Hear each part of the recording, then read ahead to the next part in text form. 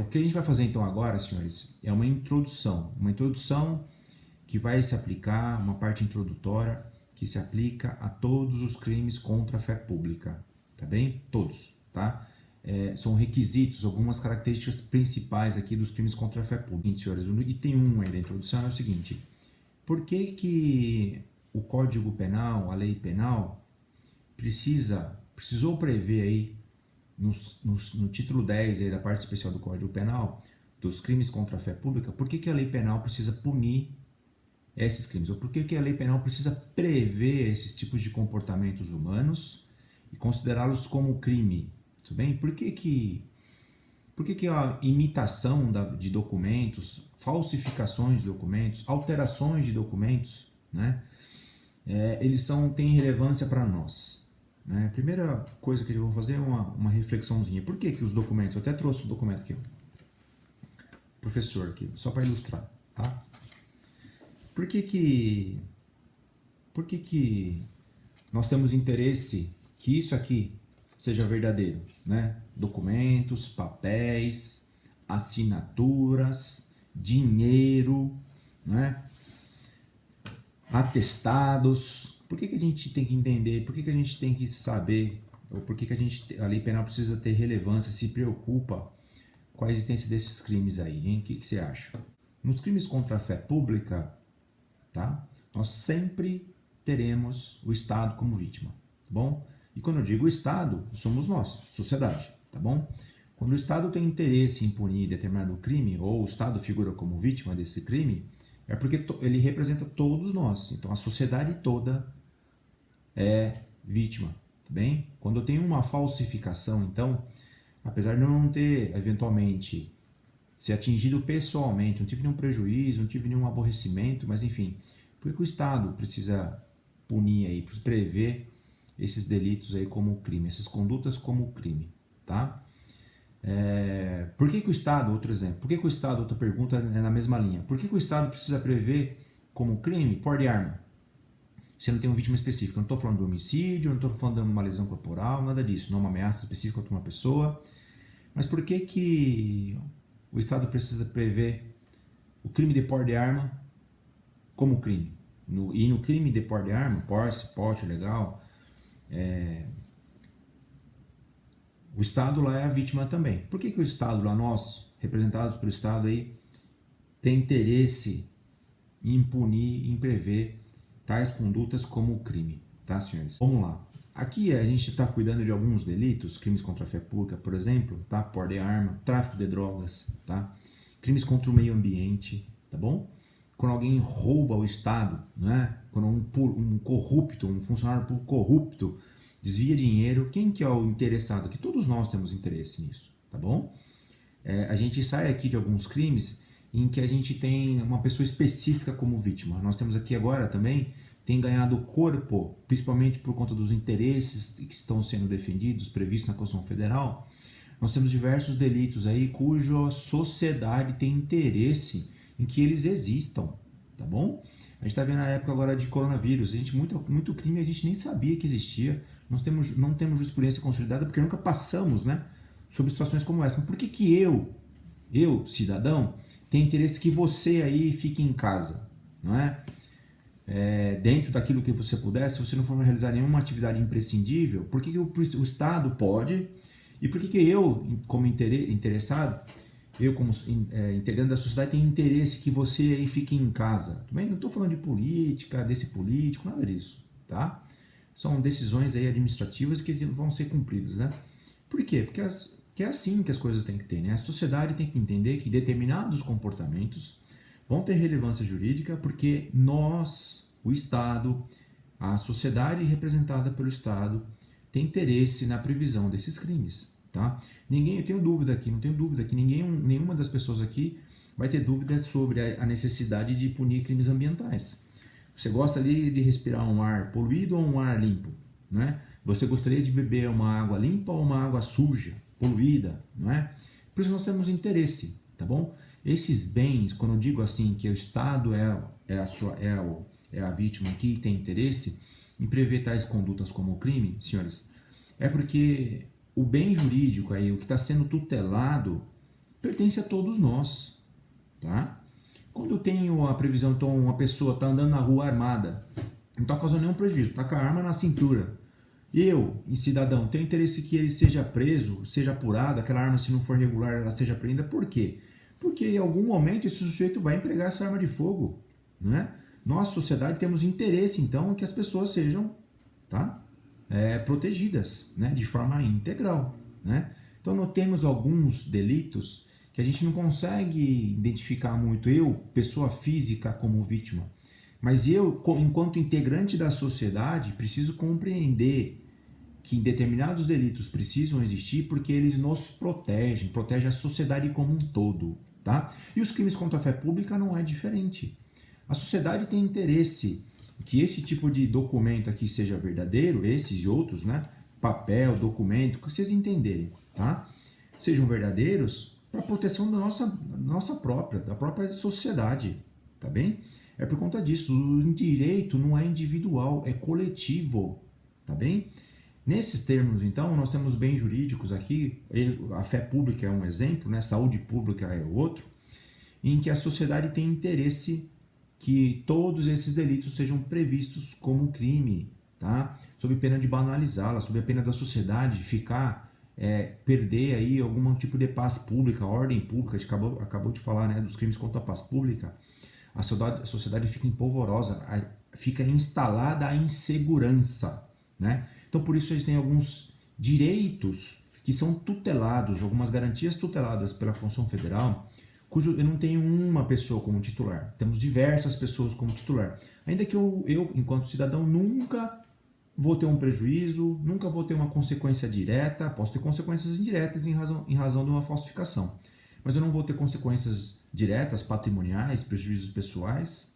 Mas a sociedade precisa entender que determinados comportamentos interessam sim a ela, que tem a previsão como crime, né? A isso a gente dá aí o nome de direitos coletivos ou interesses e direitos difusos, tá certo? Nos crimes contra a fé pública, então, eu vou ter a sociedade como vítima e, eventualmente, uma pessoa física ou jurídica, né, uma pessoa individualizada ou um grupo de pessoas individualizado, como vítimas indiretas. Mas nos crimes contra a fé pública, o Estado precisa prever esses delitos como crime, sob pena de a sociedade ficar com uma insegurança jurídica, tá bem? E nos crimes contra a fé pública, a conduta do sujeito vai recair vai poder recair sobre documentos, certidões, símbolos, moeda, tá bem?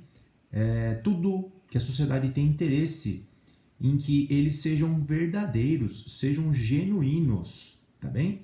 Sob pena dela própria, sociedade, ficar em risco, ficar à mercê, tudo bem? Não saber se é verdade aquilo ou não. Por que você tem interesse em saber se minha CNH, tá, meu documento, é verdadeiro ou não? Eu vou um dia andar de carro, né? Tenho mais de 18 anos, posso ter habilitação.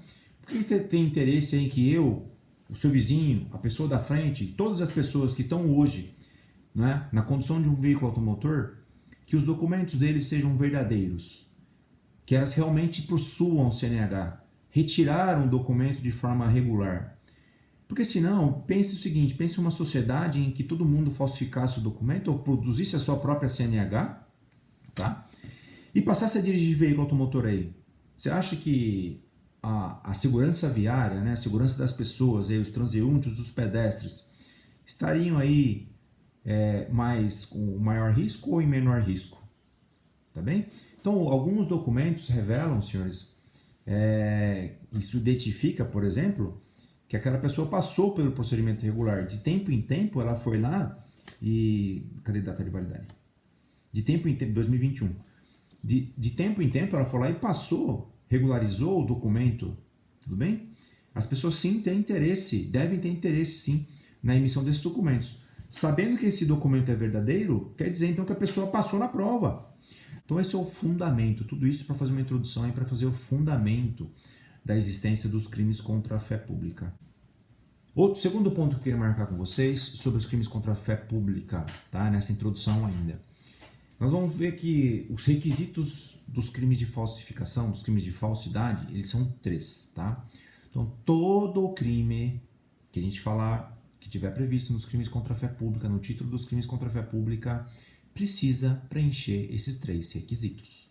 Não preencher esses 3 requisitos, eu não tenho crime contra a fé pública, certo? Eu excluo o crime, tá bom? Então, o primeiro requisito imprescindível de todo crime contra a fé pública, anote aí, dolo. Então, elemento subjetivo, como regra, tá? Eventualmente a gente vai falar sobre formas culposas, mas como regra, todos os crimes contra a fé pública são dolosos. Não existe uma falsificação por brincadeira, tudo bem?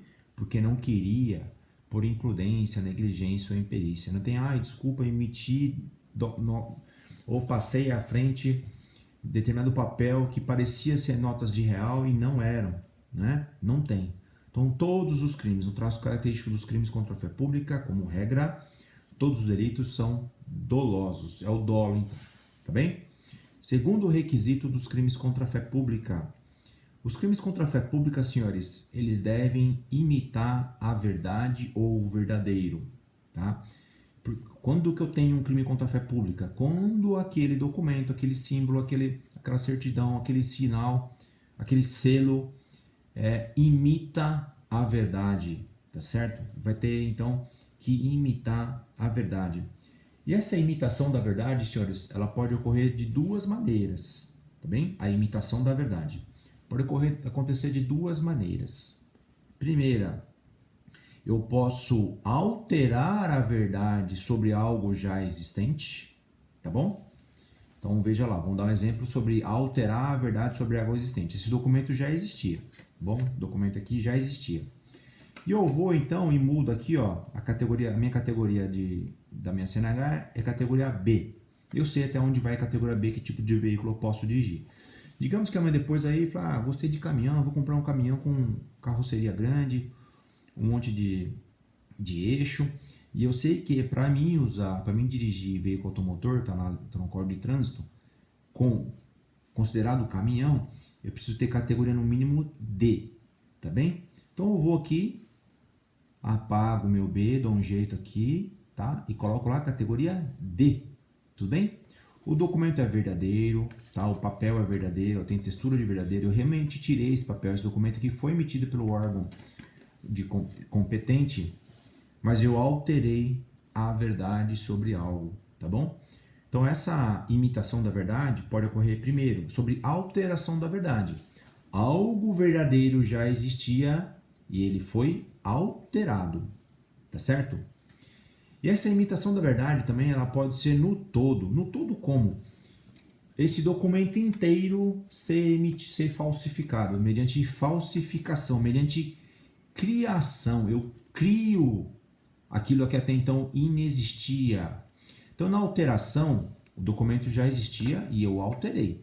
Alterei a foto, alterei a categoria. O exemplo que eu dei foi a categoria, né? Altera minha data de validade. Não estou afim mais de fazer exame de renovação de carteira de CNH. Vou ter que pagar, tô duro, não vou querer gastar com isso, né? Vou alterar aqui então meu prazo de validade até 2021, vou colocar 2026, tá bom? Mais 5 anos para frente, eu posso então alterar a verdade. E a imitação da verdade também pode recair sobre a existência material inteira do documento. O documento inteiro é falsificado. Como? Eu estou produzindo ele inteiramente. Então, se eu produzo um documento inteiramente falso, também estou imitando a verdade. E a falsidade, então, vai ser material, vai recair sobre o documento todo. Tá certo? O documento inteiro. O papel é falso, todas aquelas informações são falsas, tá? Então, essa imitação da verdade ou do verdadeiro pode ser mediante alteração de algo que já existia, e eu então passo a imitar a verdade, ou eu posso criar, então, um documento novo, imitando a verdade, e aí eu tô criando toda a falsificação. Terceiro requisito dos crimes contra a fé pública, o crime de falsidade também, ele precisa ter, obrigatoriamente, senhores, além do dolo, além da imitação da verdade, essa imitação da verdade, ela deve ter potencialidade de enganar, deve ter dano potencial de enganar, tá bem? Como assim dano potencial de enganar? Essa falsificação do documento, estou criando um documento, estou produzindo o documento, ou alteração de um documento até então já existente, público ou privado, particular, tudo bem? Ele deve ter uma potencialidade, deve então ter dano potencial de causar aí, a falsidade deve ter potencialidade de enganar homem médio, é essa a ideia, tá bom? E aqui no dano potencial, senhores, esse dano potencial, e não é dano efetivo, eu não tenho só, quando a gente for falar sobre consumação e tentativa de cada um dos crimes, a gente vai falar sobre materialidade ou não, se o crime é material, formal, preciso causar prejuízo a alguém ou não, né? Mas nesse dano potencial, é uma potencialidade, uma possibilidade dele vir a poder enganar alguém, tá certo? Mediante imitação da verdade, uma falsificação da verdade, uma ficção da verdade, tá? Esse dano potencial. E sobre esse dano potencial, o que eu vou falar para vocês é o seguinte: eventuais falsificações grosseiras, tá certo? Falsificações grosseiras, na falsificação grosseira eu não tenho dano potencial, tá? Na falsificação grosseira, então, eu não vou ter crime, tá? Não preenche um dos requisitos dos crimes contra a falsidade. Então, pensa o seguinte: falsidade grosseira vai depender do caso concreto, né? Falsidade grosseira, eu posso falar o seguinte para vocês: o sujeito bateu o olho, isso aqui é falso, né? Não é, tá bom? Isso aqui não é. Não há necessidade, pelo homem médio, tá? Não há necessidade da pessoa conhecer documento, saber de marca d'água, precisa ter o símbolo do Brasil aqui atrás. Eu consigo ver a textura, né? Ó, aqui na beiradinha do documento tem lá, tem um relevo, não é? Tem marca d'água, se eu olhar aqui, ó, na luz, eu consigo ver a marca d'água, né? Não há necessidade desse tipo de conhecimento aprofundado, tá? Essa falsidade grosseira. Falsidade grosseira é aquela que tem potencialidade aí de enganar o homem médio, tá? Não há então um conhecimento, o sujeito não precisa ser perito, não precisa conhecer documentos, né? Mas essa falsidade grosseira, que poderia ser? Eu vou colocar aqui uma foto alguém que já morreu, né? Vamos fazer uns exemplos com pessoas que já morreram. Eu vou colocar a foto do Michael Jackson aqui. Vou falar que o meu nome é Michael Jackson, tá bem? Não é mais Adolfo, não. Michael Jackson, tá? Não dá. Falsidade grosseira não tem aí potencialidade para causar enganar ninguém. Logo, falsificações grosseiras não caracterizam crime contra a fé pública, tá? O caso concreto vai dizer, tá? Uma falsificação comum aí, bastante comum. Falsificação de atestado. Vou apresentar no meu trabalho, eu tive uma doença, vou fazer atestado por um dia. Aí eu vou lá, em vez de colocar um dia, eu coloco 2 por cima lá, sem apagar, bem? Falsificação grosseira também não tem capacidade de enganar ninguém. Só bateu o olho, a pessoa bateu o olho e falou: isso aqui está rasurado, isso aqui não é verdadeiro, né? Você rasurou aí. Tá? Espécies de falsidade, espécies de falsificação, senhores. 3 espécies nós temos. A gente vai se deparar então nas espécies de falsificação aqui previstas nos crimes contra a fé pública. 3, tá? 3 espécies de falsificação. Primeira delas, marque aí: falsificação material ou falsidade material. Bem, a falsidade material, senhores, é aquela externa. Matéria, o documento inteiro, tá bem, ó? Não é verdadeiro, tá? A matéria, então falsidade material, o documento, a matéria, ele inteiro é falso, tá certo? Então, provavelmente a pessoa criou, né? Ele fabricou aquele documento inteiramente falso, na falsidade material. Externamente aquilo é falso, tá bom? O documento inteiro é falso, né? No seu aspecto externo. No seu aspecto externo, então o que? Ele inteiro é falso, tá bom? Ele pode até conter ideias, conteúdo verdadeiro, tá bom? Parte dele, ou ele inteiro, mas o documento inteiro é falso. Então, como assim, professor? O conteúdo dele pode ser falso, mas o documento pode ser... o conteúdo dele pode ser verdadeiro, mas o documento é falso. Então, pensa o seguinte: eu pego uma folha de sulfite aqui e faço lá, eu tiro uma foto, reproduzo o meu documento e coloco tudo certinho. Nome: Adolfo Sakamoto Lopes, documento de identidade, número tal, CPF tal, data de nascimento, filiação, permissão, categoria, número de registro, validade, habilitação. Eu copio tudinho igual a isso aqui. E passo a andar então com o papel, com a folha de sulfite, tá bom? No lugar do documento. O documento é verdadeiro? É falso. Qual é o seu aspecto? Materialmente. A matéria dele. Não existe CNH em folha de sulfite. Mas o conteúdo dele inteiro é verdadeiro. Sim, o conteúdo inteiro dele é verdadeiro, mas ele é falso. Tá certo? Aquela verdade, aquele conceito, aquelas ideias verdadeiras que ele traz no seu corpo são verdadeiras. Mas o seu documento, a sua origem, o seu corpo inteiro, o seu aspecto externo é falso. Tá certo? Então a primeira hipótese, a primeira espécie de falsidade é a espécie de falsidade material, tá bom? No seu aspecto externo. Segunda espécie de falsificação, ou espécie de falsidade, agora quando a falsidade não recai sobre o documento em si, a falsificação vai poder recair sobre a ideia do documento, tá? A falsidade pode recair sobre a ideia, o conteúdo do documento. A essa espécie de falsidade eu dou o nome de falsidade ideológica. Quando você está, então, diante dessa expressão falsidade ideológica, essa expressão ideológica vem da ideia. O conteúdo do documento é falso, no todo ou em parte. Tá? Então, na falsidade ideológica, senhores, o papel é verdadeiro, tá bem? Foi emitido pelo órgão competente, mas ele contém ideia falsa, ideia não verdadeira, tá bom? Provavelmente, então, ele ocorre por simulação da verdade. Então, quando eu estou diante de uma expressão falsidade ideológica, é porque o documento pode ser verdadeiro, tá bom? Mas o conteúdo dele, a ideia dele, tá bom? É falsa, tá bom? No todo ou em parte. E por fim, terceira espécie de falsidade que também pode recair aí, então a gente tem a falsidade material, falsidade ideológica e tem uma terceira espécie de falsidade, tá? Quando ela não for material e nem ideológica, ela pode ser sobre a pessoa, falsidade pessoal, tá? Falsidade sobre a identidade da pessoa. Falsidade sobre a identidade da pessoa, como assim, professor? Não é um documento? Sim, não, será um documento provavelmente, né? Porque se eu estiver diante do documento com ideias falsas, tipo, troco meu nome, tá bom? Sou uma pessoa procurada, produz um RG falso. Contempla ideias falsas sobre o nome? Sim, o nome é falso daquela pessoa, mas o documento em si já é falso, né? Então eu vou estar diante de uma falsidade material. Quando eu não estou fora das hipóteses, então, de documento, tá? Não pense na existência do documento, falsificações que não recaiam sobre o documento, mas sim sobre a pessoa. Então, como assim? Veja, e aqui depois eu vou trazer uma reflexão para vocês, né? Então, falsidade pessoal. Então, falsidade pessoal eles recaem então sobre informações que identificam as pessoas. Então, são falsificações que recaem sobre, ou falsas informações que recaem sobre nome, filiação, local de nascimento, data de nascimento, estado civil, endereço, profissão, atividade, tá certo?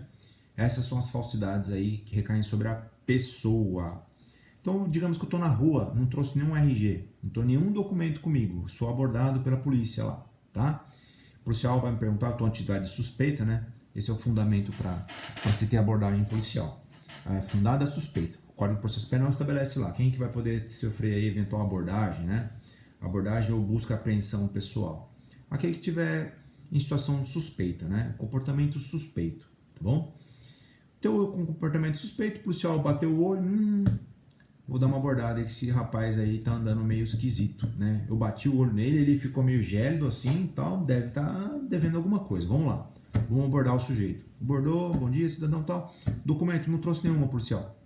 Tá bom, qual que é o seu nome então? Meu nome é esse. Onde você mora? Tal endereço, tá bom? Então, vou ter que puxar aqui para ver se você tá procurado ou não, tá bom? Você tá em suspeita aí e tal, então aguarda um pouquinho aí, liga lá pro órgão de identificação lá, essa pessoa aí, ela realmente existe, não existe, tá procurada, não tá, tudo bem? Digamos que eu estou procurado e forneci o nome do meu irmão, tá? Forneci o nome do meu irmão. E pode ter certeza, senhores, a pessoa procurada ou ela vai estar com um documento falso ou ela não vai fornecer, em caso de abordagem, o nome verdadeiro, tá?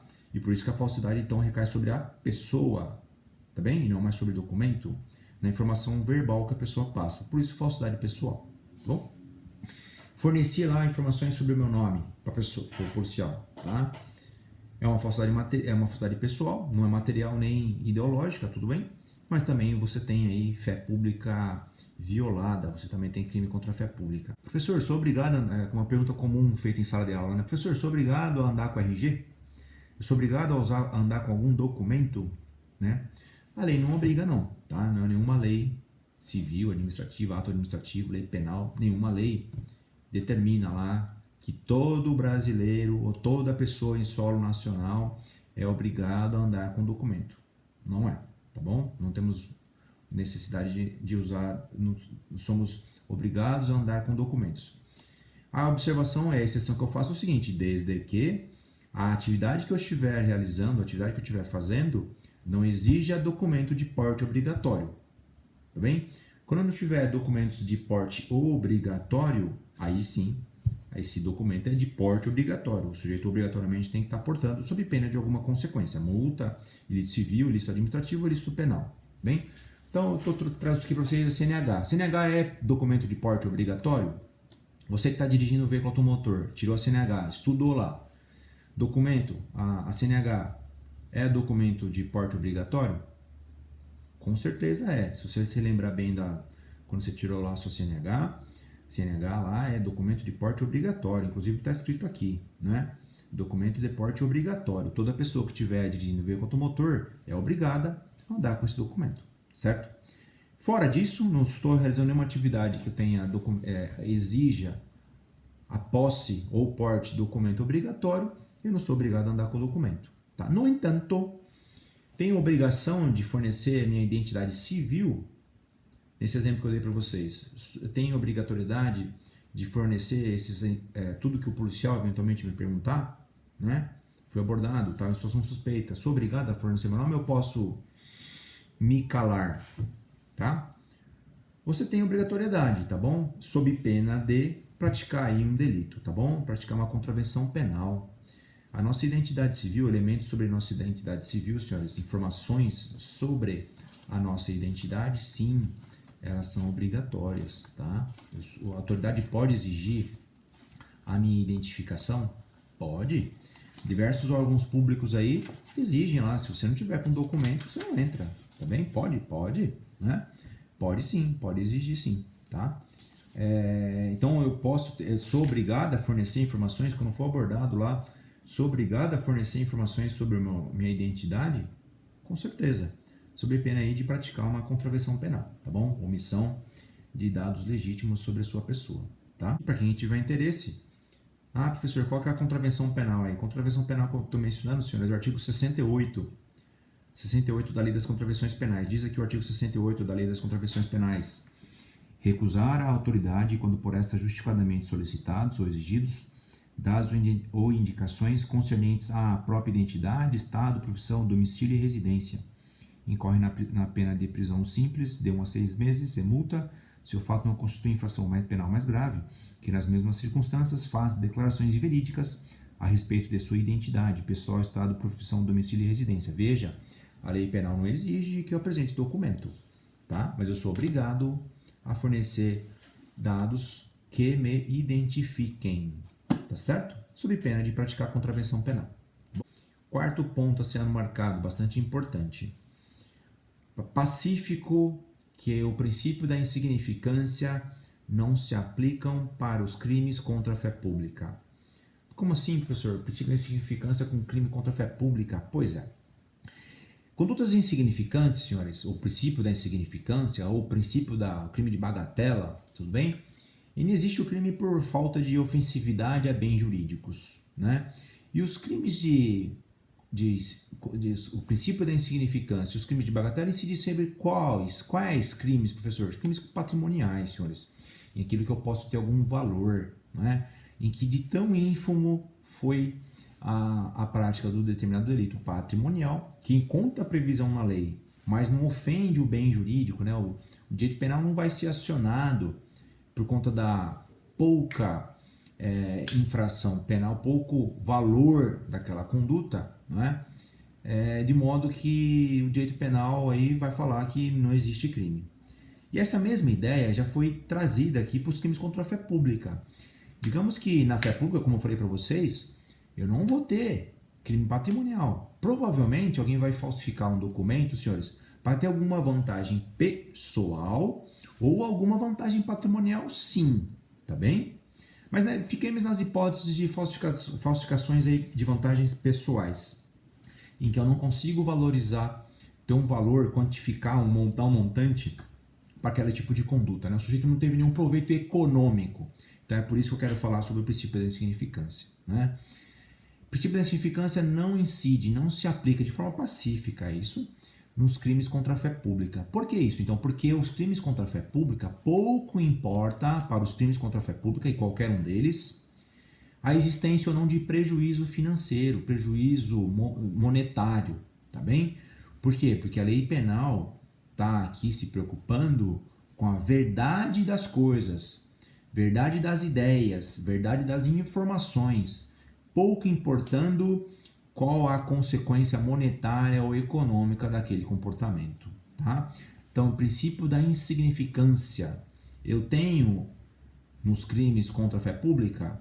Não incide princípio da insignificância ou criminalidade de bagatela sobre crimes contra a fé pública. Por quê? Porque o bem jurídico que está sendo tutelado é a fé pública e a verdade sobre as coisas não tem valor, são inestimáveis.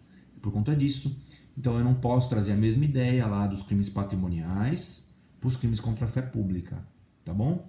Quando digo respeito ao princípio da insignificância ou da criminalidade bagatela, tá bom?